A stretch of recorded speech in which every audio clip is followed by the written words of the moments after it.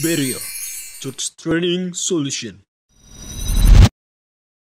Shalom rekan-rekan hamba Tuhan sekalian yang terkasih di dalam Tuhan Yesus. Melalui video ini kami ingin membagikan tips bagaimana sebaiknya kita hidup bergereja di saat-saat pandemi seperti ini.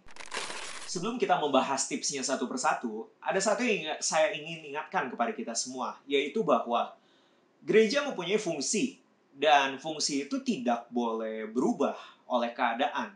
Entahkah keadaan dunia sedang baik, entahkah keadaan dunia sedang tidak baik seperti pandemi seperti ini. Sebagaimana contohnya mobil. Mobil fungsinya adalah sebagai alat berkendara kita untuk berpindah dari satu tempat ke tempat lain.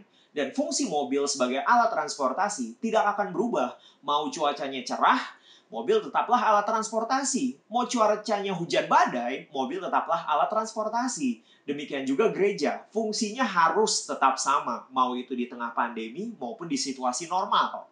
Dan kita tahu bahwa gereja secara umum telah diketahui mempunyai setidaknya 3 fungsi, yaitu marturia, koinonia, dan diakonia.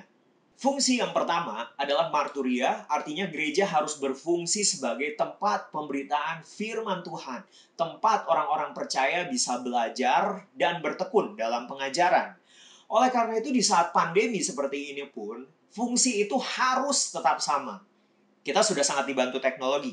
Coba kita renungkan. Di grup WhatsApp gereja Anda, apa yang beredar akhir-akhir ini? Apakah justru hoax mengenai pandemi, mengenai vaksin, mengenai antikristus dan sebagainya? Atau justru di grup WhatsApp Anda tetap kuat tersebar renungan-renungan, ayat-ayat yang menguatkan? Tentu saja mengenai teknisnya, kita harus beradaptasi dengan perubahan zaman. Di mana saat ini teknologi semakin tinggi, kita harus menyediakan berbagai materi pengajaran firman Tuhan. Mungkin ada jemaat Anda yang lebih senang belajar firman lewat video khotbah, siapkanlah video khotbah. Mungkin ada jemaat Anda yang lebih senang belajar firman Tuhan lewat tulisan-tulisan, siapkanlah renungan-renungan, materi tertulis yang bisa di-forward. Sehingga apapun metode belajar jemaat Anda siap untuk memberikannya. Dan Anda haruslah memang memberikannya. Pastikan dalam pandemi ini jemaat Anda tetap belajar firman Tuhan. Jangan belajar yang lain. Dan kemudian fungsi yang kedua ialah koinonia. Kita tahu bahwa koinonia berbicara mengenai umat Tuhan bersatu, ada suatu hubungan yang begitu erat, mengasihi satu sama lain. Dan fungsi ini yang jujur mungkin selama pandemi ini agak sedikit merenggang. Bagaimana biasanya jemaat Anda mungkin bisa bertemu, saling update, saling ngobrol, berbincang dengan begitu hangat. Sekarang mereka harus ada di rumah masing-masing dan tidak boleh berkumpul di gereja pada hari Minggu. Keadaan berubah, tapi fungsi koinonia tidak boleh berubah. Pastikan Anda sebagai pemimpin jemaat dimulai dari diri Anda. Tahukah Anda keadaan setiap daripada anggota jemaat Anda? Tahukah Anda siapa yang sakit? Tahukah Anda siapa yang kehilangan pekerjaan? Dan saling tahukah mereka kabar satu sama lain? Jalin hubungan menggunakan WhatsApp. Dan pastikan hubungan itu tetap hangat. Walaupun terpisahkan oleh jarak, walaupun Anda nggak bisa berkumpul satu sama lain saat ini. Kalau Anda tidak tahu kabar mereka dan mereka tidak tahu kabar Anda, fungsi gereja Anda lagi melemah nih sekarang. Jangan sampai itu terjadi.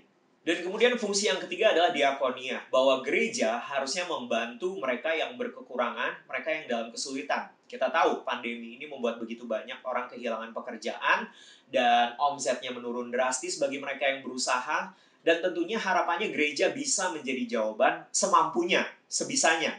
Oleh karena itu saya mendorong kepada rekan-rekan sekalian, para hamba Tuhan, bagi Anda yang saat ini kas gerejanya masih baik adanya, masih stabil, bantulah mereka yang berkekurangan.